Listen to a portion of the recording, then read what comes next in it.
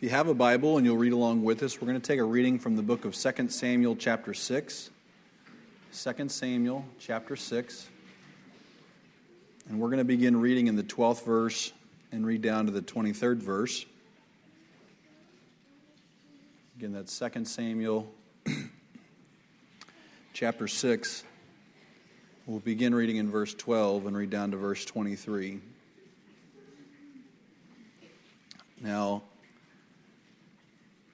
the event here that is preceding our text is David and Israel have gone and taken the Ark of the Covenant, and they are carrying it to Jerusalem, where it's going to have its permanent dwelling place. And just prior to our reading, they were pushing it on a cart. It slipped to fall.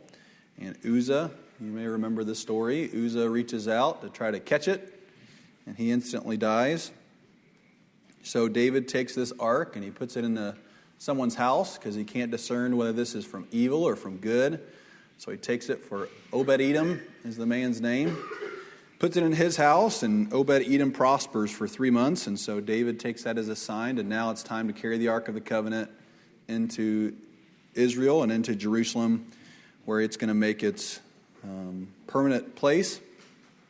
And so this is the process of them carrying it from one location into Jerusalem where it's going to stay. It says this, verse 12, 2 Samuel chapter 6. And it was told King David, saying, The Lord hath blessed the house of Obed-Edom and all that pertaineth unto him because of the ark of God. So David went out and brought up the ark of God from the house of Obed-Edom into the city of David with gladness. And it was so that when they that bare the ark of the Lord had gone 6 paces, he sacrificed oxen and fatlings. And David danced before the Lord with all of his might. And David was girded with the linen ephod. So David and all the house of Israel brought up the ark of the Lord with shouting and with the sound of the trumpet. And as the ark of the Lord came to the city of David, Michal, Saul's daughter, looked through a window and saw King David leaping and dancing before the Lord. And she despised him in her heart. And they brought in the ark of the Lord and set it in his place in the midst of the tabernacle that David had pitched for it. And David offered burnt offerings and peace offerings before the Lord. And as soon as David had made an end of offering burnt offerings and peace offerings, he blessed the people in the name of the Lord of hosts.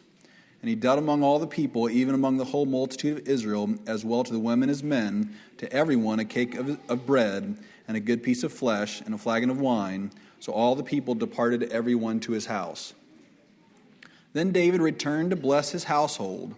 And Michal, the daughter of Saul, came out to meet David, and said, How glorious was the king of Israel today, who uncovered himself today in the eyes of the handmaids of his servants, as one of the vain fellows shamelessly uncovered himself.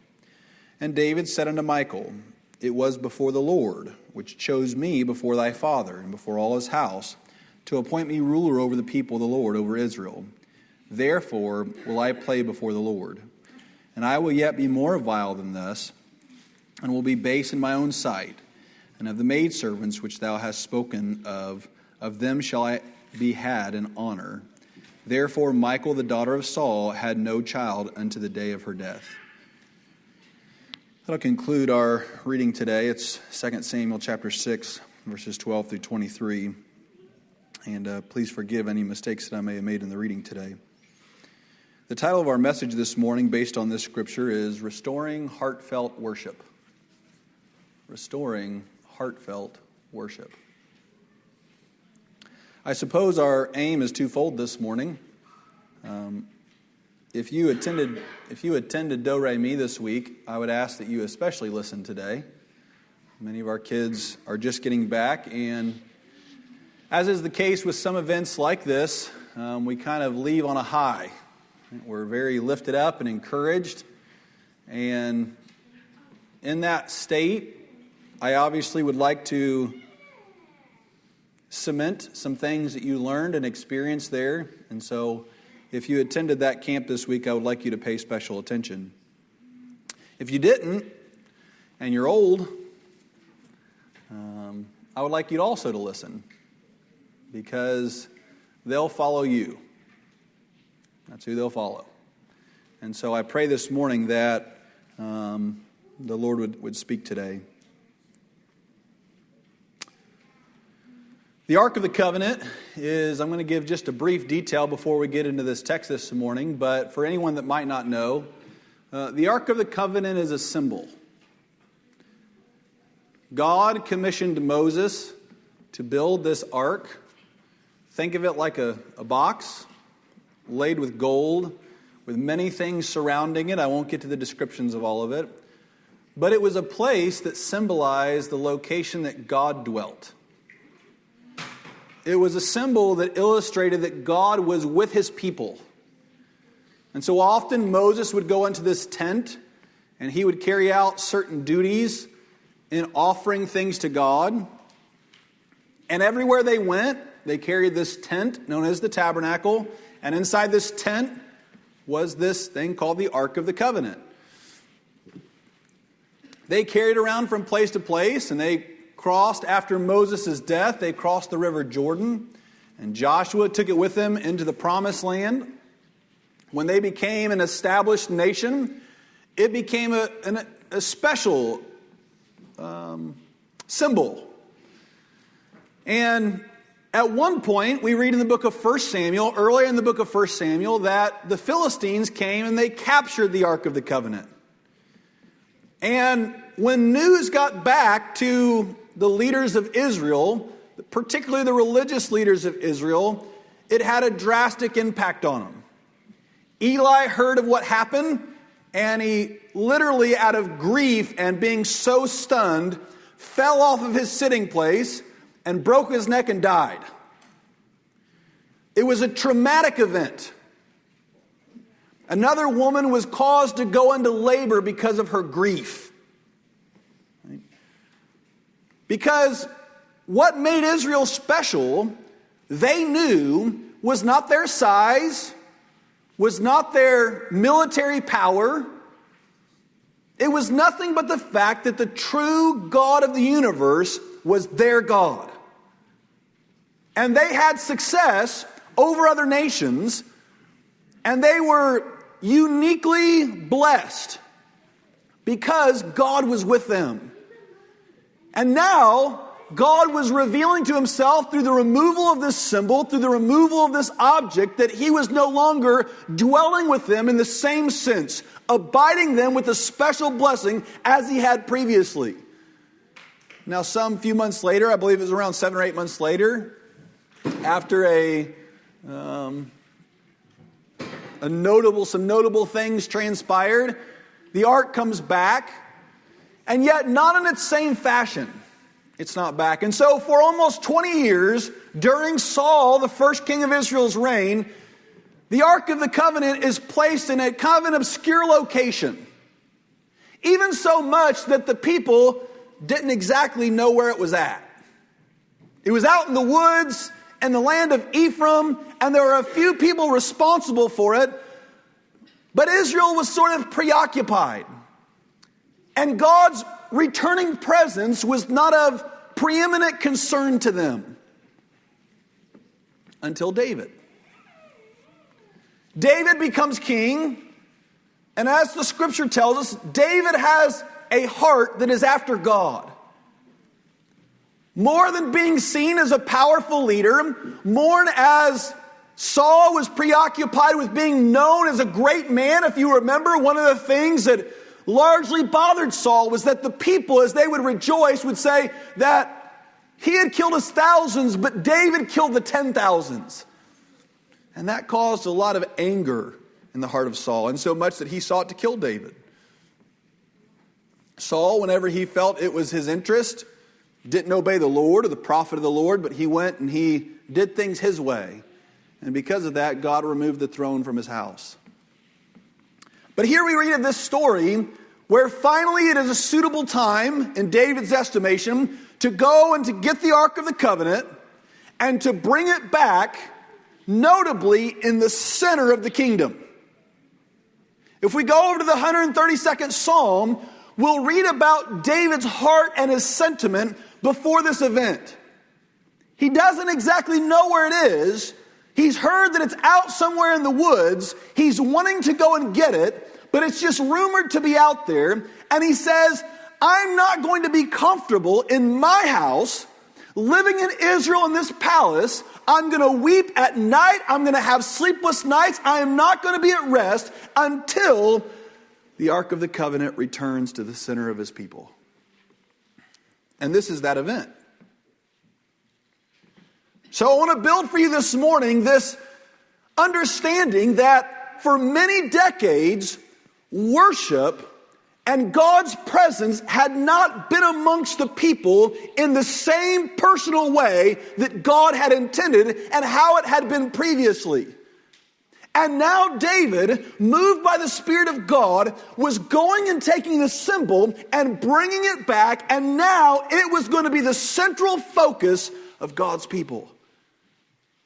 And so David, the king, decides he's going to lead this triumphant entry into Jerusalem. And so we read of these events where David is leading this big procession. And you'll notice he's doing something kind of strange to us. He's dancing. So imagine this big festivities of sorts. You've all no doubt gone to different parades, and you've seen perhaps different groups dancing along the way or excited along the way, and they're celebrating something. Just here a few days ago, a sports team won a big championship, and no doubt going through the streets of San Francisco, there's going to be a large celebration, and people are going to be excited and dancing. And here, that's what David is doing. Now notice, in our day, it is not the owner of this organization that's leading out front dancing, because that would be just inappropriate in the estimation of most people. But in this case, it's the king. The highest of the high is leading this procession, and the Bible says he is dancing with all of his might. Now, no doubt you've seen somebody dance. Have you seen somebody dance with all their might? Have you ever seen somebody sing with all their might? Isn't it kind of funny to look at, just to be honest? Usually if you sing with all your might, what do you do with your eyes? Close your eyes, right? And very often your hands are raised and you're exerting all of your energy, right? And from the outside, it's kind of humorous for the most part, right? Especially if someone is isolated in that. And yet, that's kind of what David is doing. He's leading this procession and he's dancing. Now, over in Africa, that's what they do. That's part of their culture, is they dance in service.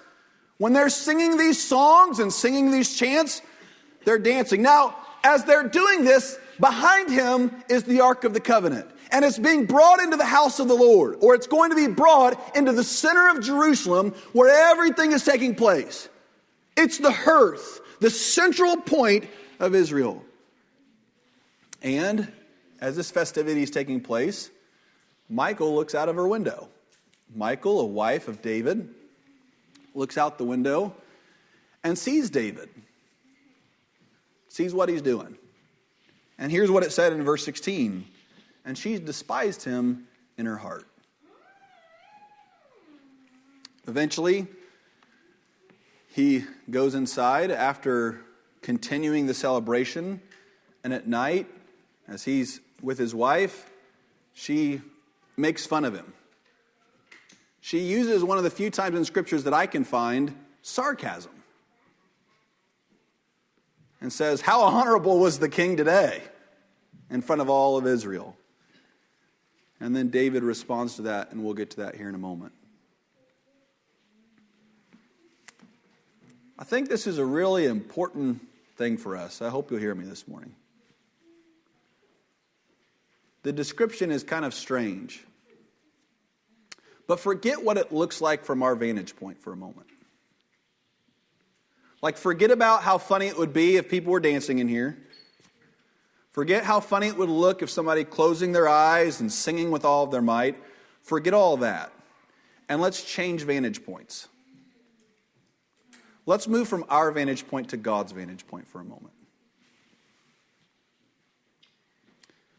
And look down, and as the Bible tells us earlier in 1 Samuel chapter 16, God looketh not on the outward appearance of man.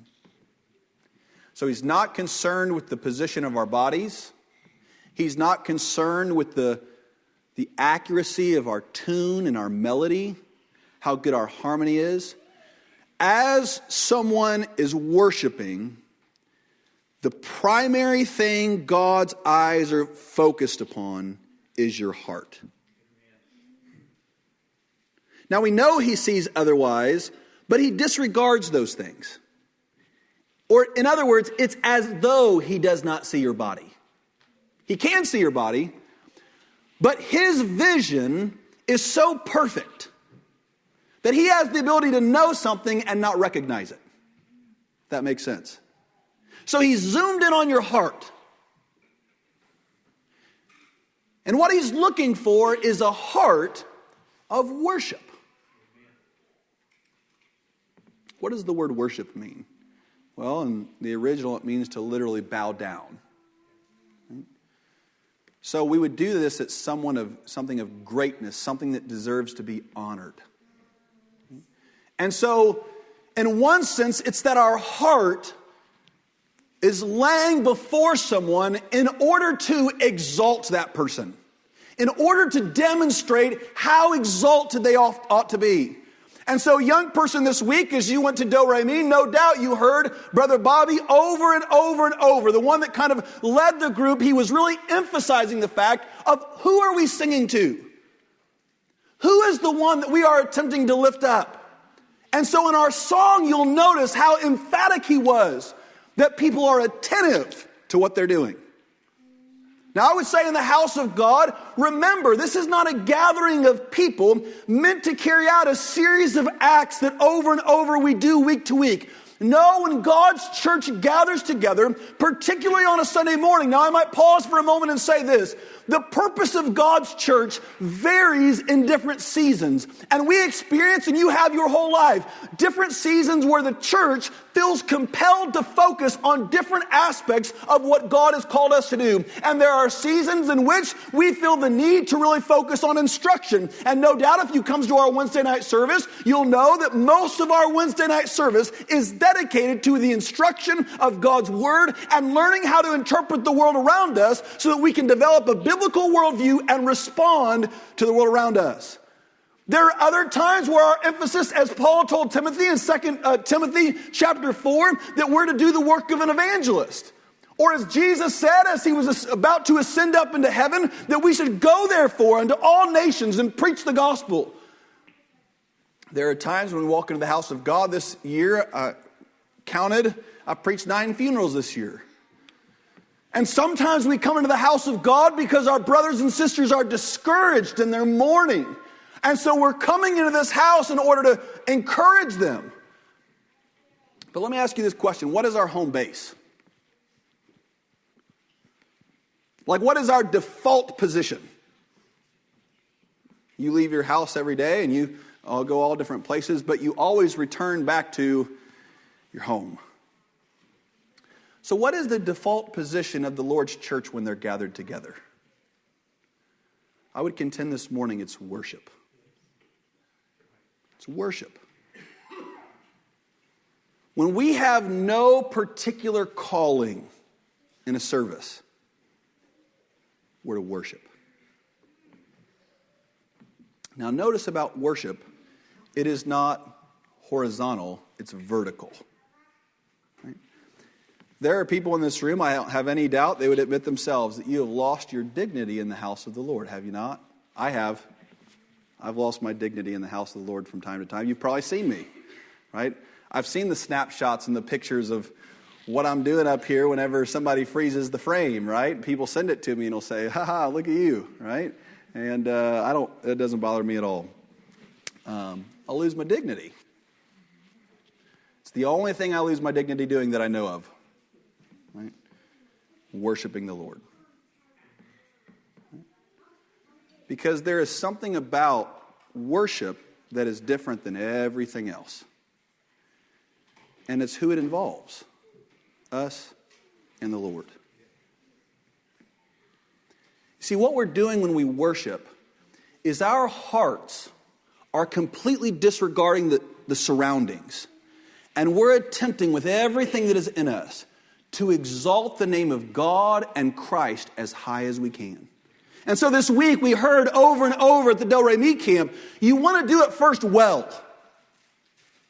Right? You want to sing well. And I would echo that sentiment this morning, not only to those that attended that camp, but to all of us today, that when we come into the house of God, you no doubt are professionals, and in your profession, you put forth a great amount of effort to accomplish certain things. But is it not true that the more important the client, the more effort you put into satisfying them, the more that you want them to be pleased, because what you're doing for them, you know that they're worthy based upon perhaps what they're paying you or the treatment that they've given to you. You know that they're ones that you're going to give all of your effort to because in a sense, they deserve it. This morning is not the same thing true for the house of the Lord, right? If we're coming into the house of the Lord, our worship ought to be done well. Right? Our music ought to be thought about. Right? The first Sundays of the month, we have choir practice. I would encourage all of you to come. Why? Because we're practicing the music that we might exalt Christ. There have been a number of times in our music practices where we begin to sing the praises of the Lord, and guess what? They begin to stir in our hearts that it no longer becomes a practice. It becomes in and of itself a worship or a worship service because our hearts are exalting the Lord. And I think all of us would agree that the greatness of God, as Sister Carol testified about this morning, that He has been a blessing both to her life, but as I look out upon this crowd, we are an eminently blessed people beyond most people in the history of the world that has ever been known. And yet God, for whatever reason, has blessed you with your life and all of the good things that have transpired from the day you were born, to whom you were born to the location you were born, to the freedom you've enjoyed, to the soundness of mind, to the friendships, to the church, to the salvation of your soul, to the protection of yourself during hardship, to the friend that God has been during your time of grief. All of these blessings that God has compounded beyond our imagination. And what God calls His people to do is to come into His house and just celebrate who He is for doing what He has done. With all of our hearts. Now, I don't know how to say this without it coming out the wrong way. So no, that's not my intention. There is a deadness in American Christian worship today largely. The environment.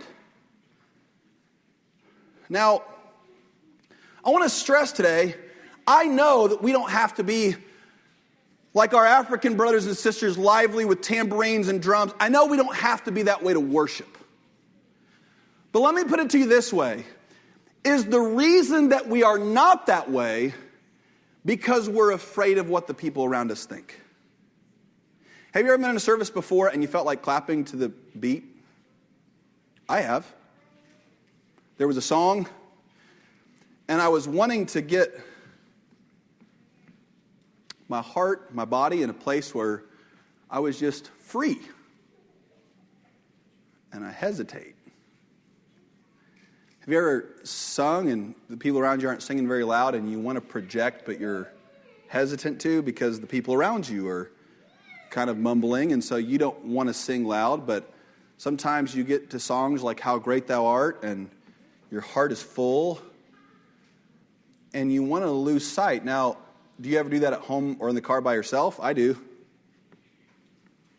Right? Same thing on the piano sometimes. Sometimes my worship comes through playing the piano. I know the lyrics. God knows the lyrics. And sometimes I want to make a beautiful melody to Him that expresses my heart. But so often what inhibits people is custom. It's not customary for us around here to do things like that. And so there are these fears as to what people are going to say or think, or snickering. Now I'll say this. Be careful when you tease people about getting filled up in the Lord. Be careful. Somebody shouts, a couple weeks later you kind of tease them about it a little bit, because guess what? Satan uses those things. He can. To inhibit people. Because in that moment, they were thinking about the Lord. They were uninhibited by thoughts of others. They were uninhibited by the things that normally dragged them down from freely worshiping. But sometimes, as no doubt you've experienced, your heart becomes so full, there's nowhere else for it to go but into your body. Right? And your body begins to respond. And that's what's going on here with David. David has seen a kingdom. Now this is a really important point to notice here. Michal had grown up in a kingdom where there was no Ark of the Covenant. Right? During Saul's reign, it had been taken. And so she did not know what it was like to have God at the center of the kingdom. And so her perspective, so think of this, a new kingdom has been born under her father, right? He is the first king of Israel. And so all of the traditions, just like with George Washington and our republic, all of those traditions are often created with the first. And so Saul is growing this kingdom, and he is creating all of these precedences as a king that many kings will feel the necessity to follow after.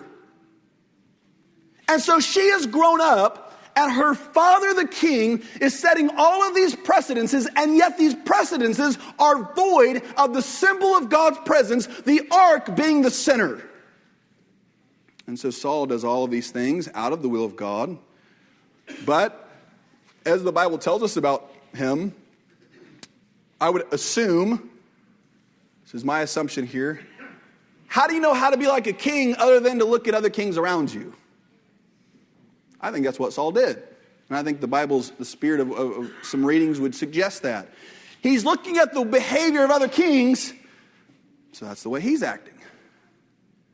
But those kings don't have what we have. And so maybe a king should sit on a throne, and maybe he should have a scepter, and maybe he should only let the most dignified and intelligent and educated and noble people come to him.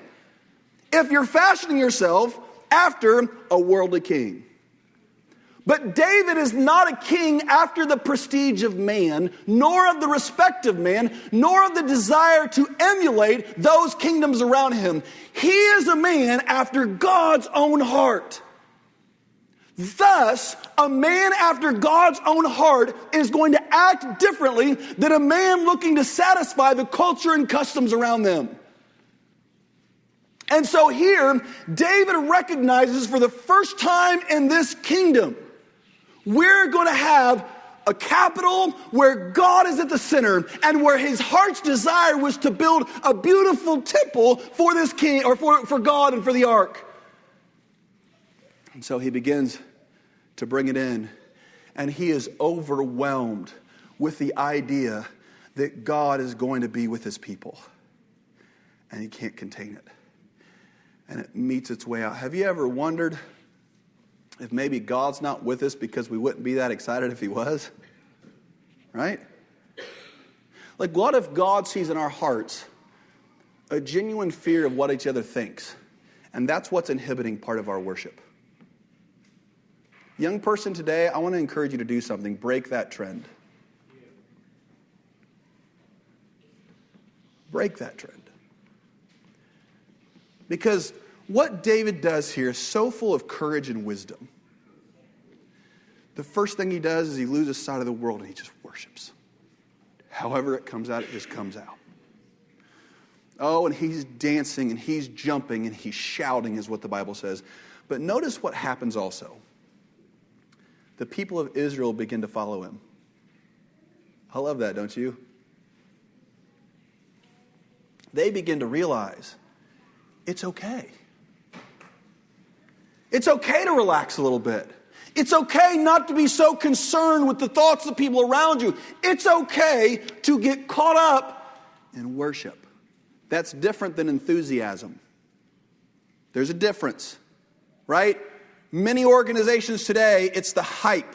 It's the emotion. And you've been in services and I've been in services where very talented people are able to play the chords of your emotion on the instruments. They're able to use their voices to bend and mold how you feel. That's not what we're talking about this morning.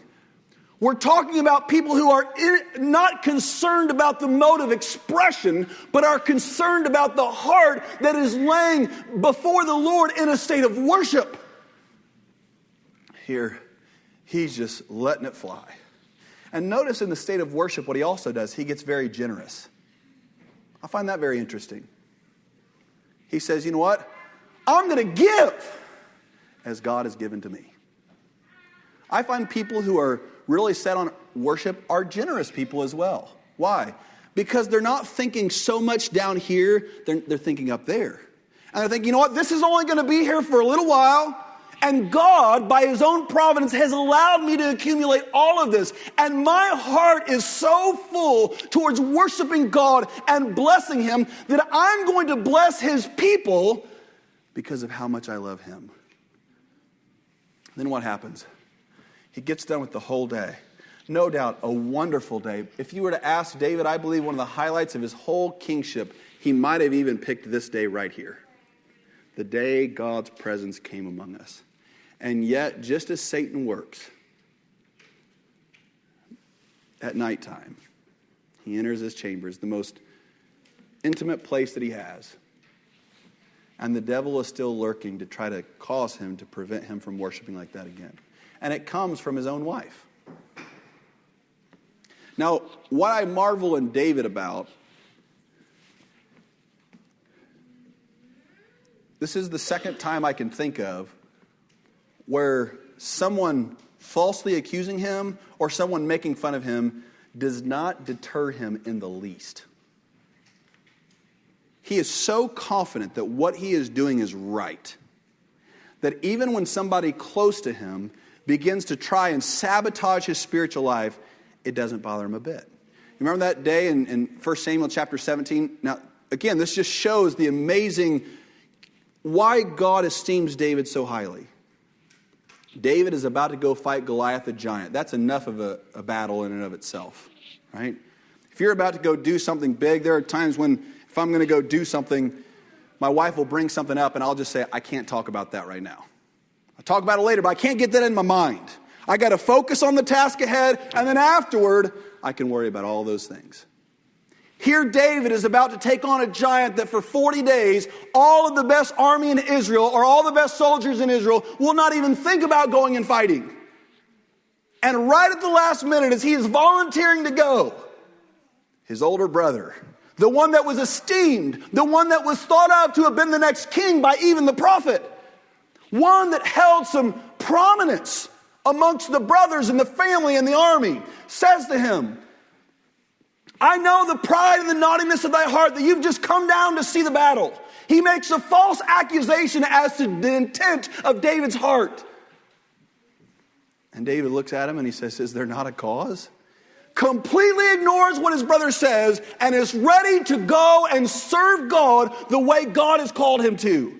And then here again, we see that same quality in David. Here he has gone out before the king, or before the kingdom. He has worshiped God before all of the people, and the people have followed suit. And it's been a great day of joy because the presence of God is now back with his people. And as he's about to retire for the night, as he's about to find some rest and satisfaction, there the closest one to him says, what a fool you look like today. And she says it as though assumed that it's already true. Notice how she says it. Verse 20. And Michal, the daughter of Saul, came out to meet David and said, how glorious was the king of Israel today, who uncovered himself today in the eyes of the handmaids of his servants, as one of the vain fellows shamelessly uncovereth himself. Notice the expression that it's one of ridicule. You idiot. Look what you did today. Now think of this. This is coming from someone who knows what the kingdom is like. She's not one that he married that was a peasant or a commoner. This is coming from someone who ought to know what royalty is like. So think of the more weight that it would hold in the heart as it prodded and poked at David's heart. And yet notice David's response. He is so resolved that truly worshiping God from the heart, regardless of what people think, is so vital to worship. Here's how he responds. And David said unto Michal, it was before the Lord. That's the first thing he says. What I did today was before the Lord. I want you to know today, if you're a younger person and you get up to sing this song and you are praising the Lord and your voice cracks and you go off key and you hit wrong notes on the piano and you hear people snicker out in the audience, were you doing it before them or were you doing it before the Lord? Because what God sees is your heart. And when a person is coming forward and they are with a full heart trying to worship the Lord, doesn't matter what people think. There is a disgusting Christian music culture today that is show business.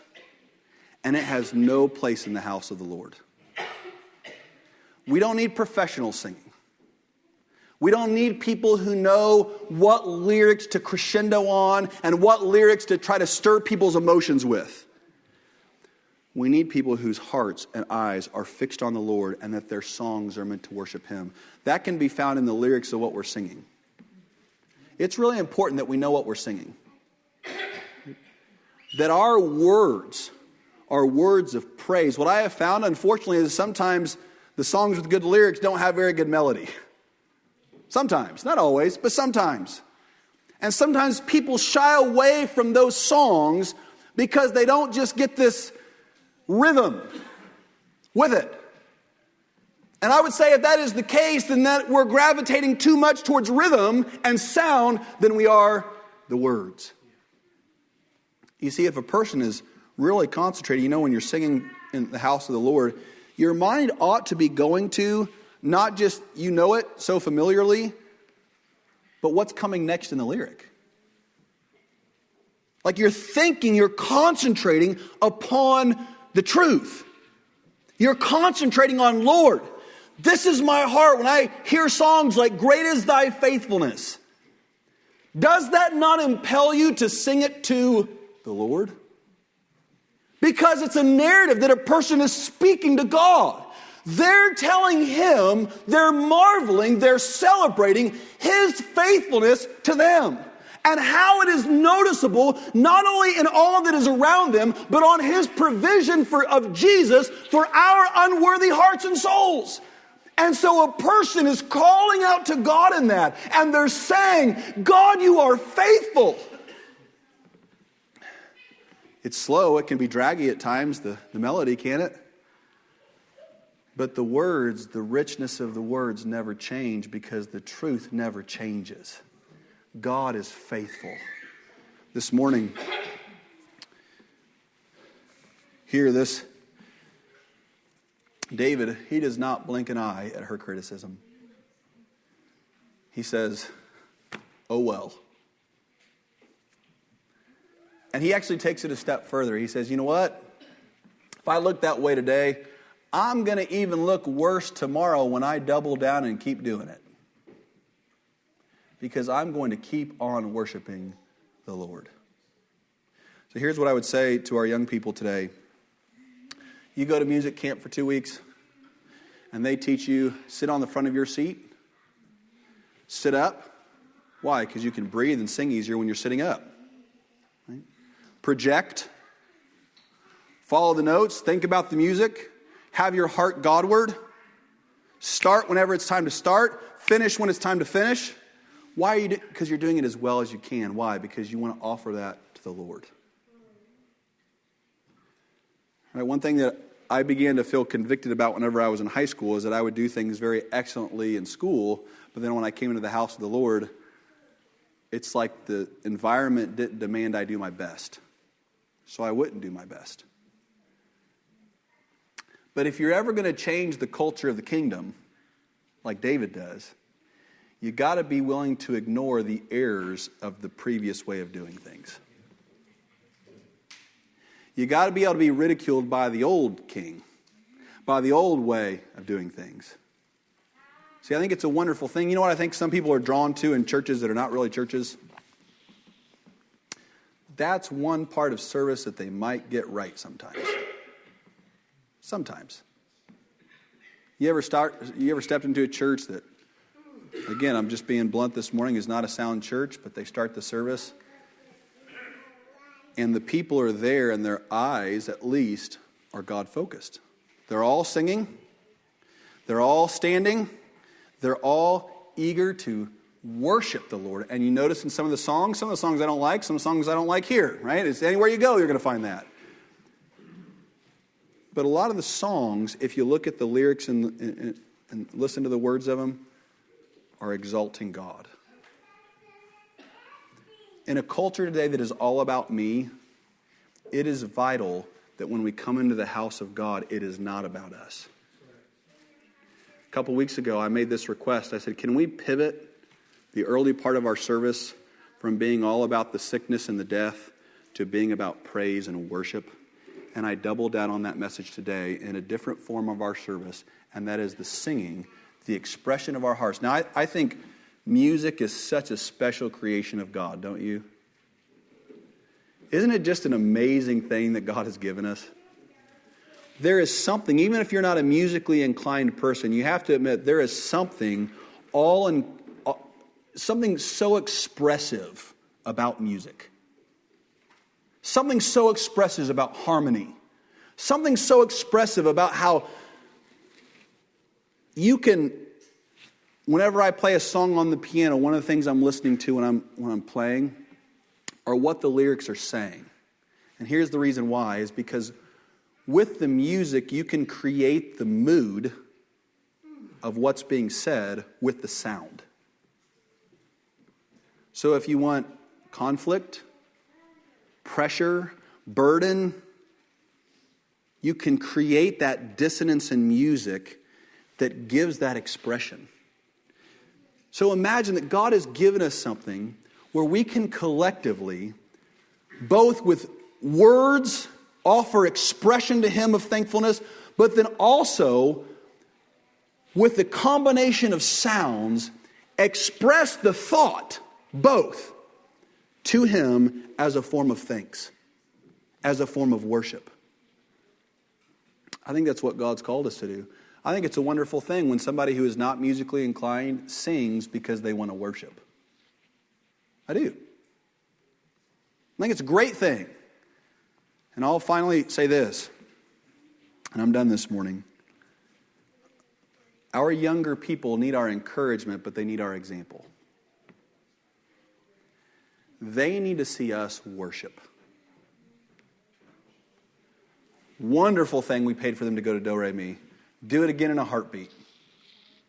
I hope that God graces us with the ability to do that year after year after year. But sending them down there to learn how to do it from them and then not coming and watching us do it, I don't think it's going to work. I think what they ought to see is this subtle shift that takes place. That our minds, both in our testimonies and our songs, are being shifted from all the hard things about this life to all the greatness of God, both in this life and in the next. This morning, the element that I wanted to express more than anything is that David did not care what people think. And if you are ever going to worship the Lord in a public setting, there has to be an element where you don't care what people think. Let me say this. If you are inhibited from testifying because of what people think, realize that you are allowing the thoughts of other people to deprive you of an opportunity to worship God. Somebody says, I'm not good with words, I just blubber. Blubber for the Lord. I mean it. Get up and trip all over yourself in words to worship God. Why? I would say that almost magnifies your worship, don't you think, to God? Like God already knows it's the stumbling block for you. God already knows that you want to do everything you can to not do it because of how embarrassed you'll feel. So imagine the double honor that you give God to stand up and not only with your words testify, but then overcome the obstacle of not testifying by just openly blubbering before all people about the goodness of God. Do you not think that God sees a double honor in that in comparison to someone who is articulate and easily able to express themselves? I would say so. I would say a person who says, I'm terrified, but I'm going to worship anyway. I pray this morning God would give us that, a heart of worship today. I think, just my opinion, I think it's missing today. I think it's missing. Let's worship. Worship the Lord in our services, especially when we come in on Sunday mornings. I hope you'll be prompt. I hope when Sister Ashley says turn to, you turn there. And then when we sing, we sing. That's what we were taught this week. That's what we were taught this week. And it was right. And I hope our young people will not only do it there, but will do it here. That you will bring life to worship. That's our message this morning. I hope it's taken in the right way. I'm not trying to be harsh. It's not my intent. If anything, I want to see just a subtle shift in that direction. And I believe it would be of great benefit to our church if we did.